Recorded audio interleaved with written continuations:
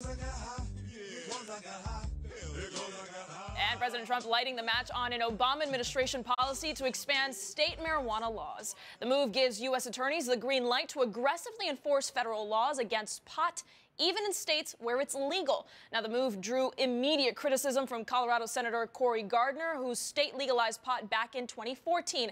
He threatened to retaliate by holding up confirmation of Attorney General Jeff Sessions' picks for top DOJ positions. Now, Sessions has a long history of opposing marijuana legalization, so let's bring in our guest, Erik Altieri, Executive Director for the National Association of the Reform of Marijuana Laws, or NORML.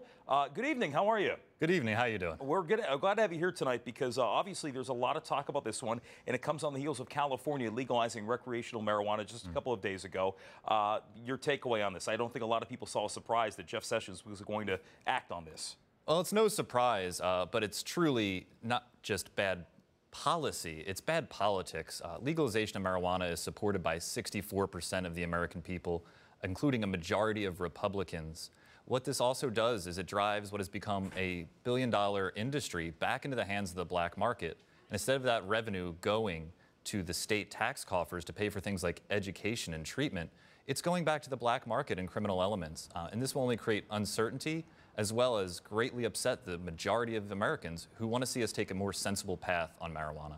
So why do this? Do you think it's to allow the federal government to sue the states? I mean, why do you think Jeff Sessions now goes back? Because initially Trump had said, we give the states the first hand on this. Let them do in 2016 what they want to do. Yeah. And now it's going in, he's flip-flopping essentially on this.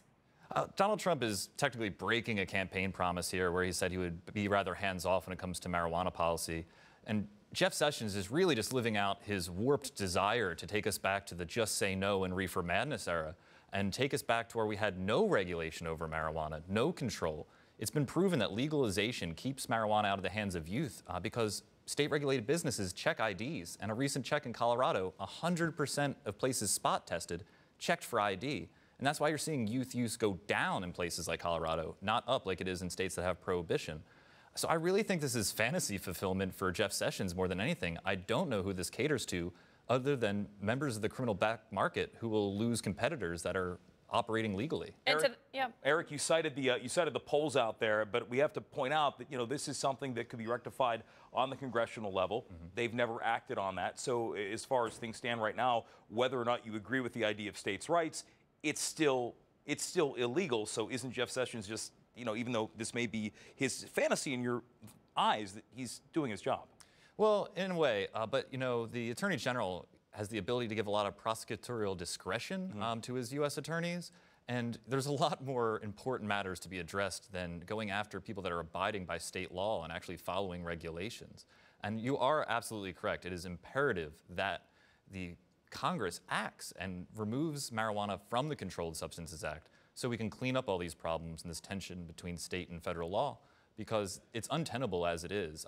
And unfortunately, I think that this backlash that they're going to see, well, fortunately, however, this backlash will motivate people to really, really stand up and fight for these laws, as we've seen even Republicans like Senator Gardner do today. And Erik, to that point, the U.S. Attorney's Office out of Colorado saying they're not going to up federal prosecutions when it comes to pot in that state. So a lot of these states are still not going to do what the DOJ is asking them to do essentially now. Well, we'll see how it is. Attorney General Sessions just appointed a whole slew of new U.S. attorneys across this country. So these are people that have been handpicked by Jeff Sessions. And while we may see resistance by certain ones, it is very likely that someone looking to make a name for themselves would like to be that first one to really issue a RICO suit against a legal state business or something along those lines. All right, Erik Altieri, Executive Director of NORML. Good to have you in tonight. Appropriate to have you here tonight, and we'll see you soon, I'm sure. Perfect. Thanks for having me on. Absolutely. Omarosa and White House diversity. As a former apprentice contestant's time in the West Wing comes to an end, who's going to be filling in her shoes? 5 at 6:30.